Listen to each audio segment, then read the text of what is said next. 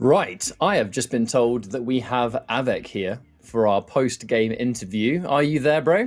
I'm there. As you can see, I'm there. How are you? Hello.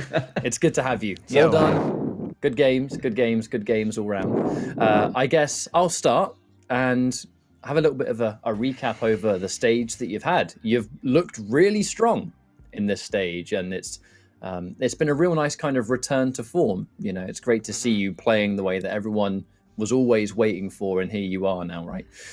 Has there been anything like a difference in training or a different kind of mental approach? Like, what do you think are any of the potential reasons that now you are back to where you should be, right? Back on top.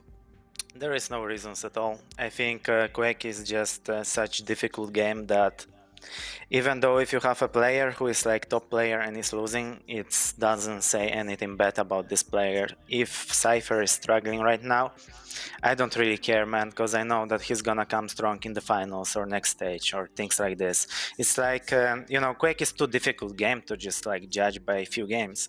I cannot say that I'm in top form and I changed something and now I started to eat eggs every morning and I'm wrecking, right? It's like, it's just like doesn't work like that. In my opinion, I think Quake is a very, very difficult game. So for all the fans out there of like other players like Coolers, like Cyphers and other guys, like be calm, everything gonna be good with your guys.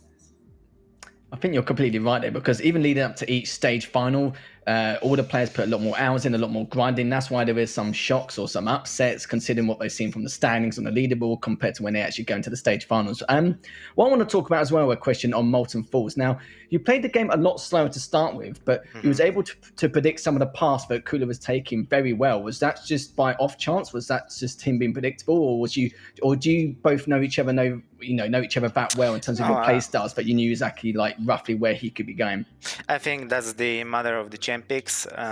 If you're playing such like champs, like if you're playing against Anarchy, first of all, you need to listen a lot on the map and hear where he's moving, and you try to catch him like on his rotations and things like this. So I just knew that he's like, whenever I didn't have control, I was like around the rail area where I could use my picker really good, and then I also had a lot of like time to listen to him, so he could like so I could guess which rotation he's taking from the mega and then catch him on this rotation, make a lot of damage, then like cut them up on the half and keep exchanging and stuff.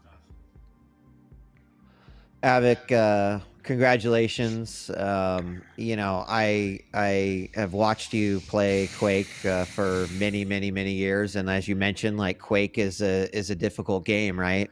One of the things that I think is absolutely astounding is just how deep and epically scary the EU region is. So, with Quake being a difficult game, like you mentioned, what would you say is like one determining factor that's allowing someone to say, dominate versus another? And again, I know that right, it's a any given Sunday kind of situation, but if you could say like there's one particular trait that, a person who takes this very difficult game and is able to be consistently great at it, what would you say that is?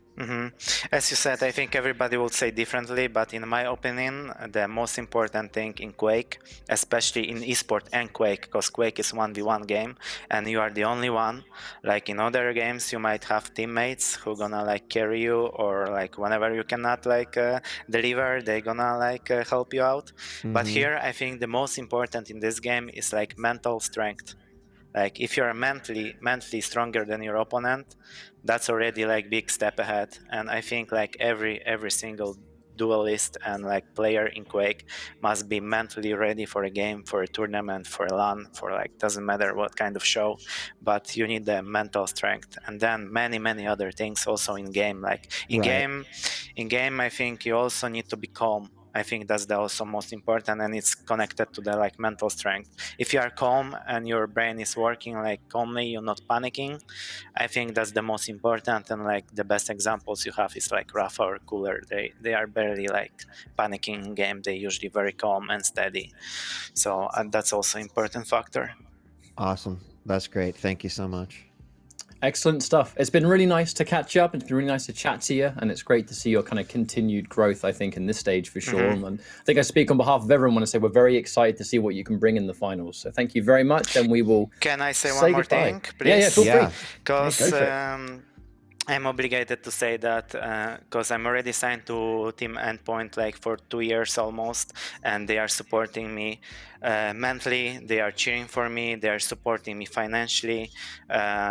We have also other sponsors like Noble Chair. I just got this chair, like it's Doom edition, it's special Snap. edition of Noble Chairs, like it's with Doom. I've seen that somewhere. So Everyone was saying that was Yeah. the secret to your win this I week. could Adam. So- I could choose whatever chair I wanted from like Noble Chair, but I chosen this one because Good I choice. thought like I'm a Quake player, right? And it's like connected to Bethesda. This is Bethesda special edition.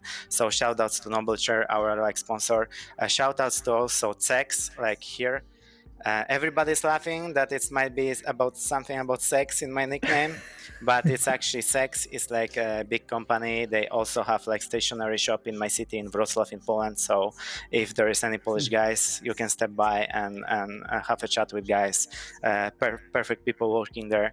All other sponsors who are like working with Endpoint, and happy birthday to Pete, one of the owners of Endpoint alongside the Adam. He's turning 31 this year. He was ex-CS pro player, so he understands the game. He loves Quake as well, and he's always cheering for me. So happy birthday, my Happy man, birthday, and happy Pete. birthday tomorrow to our like one and only Ron from Quake. He's also turning like he's also getting older tomorrow. So thanks, guys. I needed this minutes for like for thanking my support.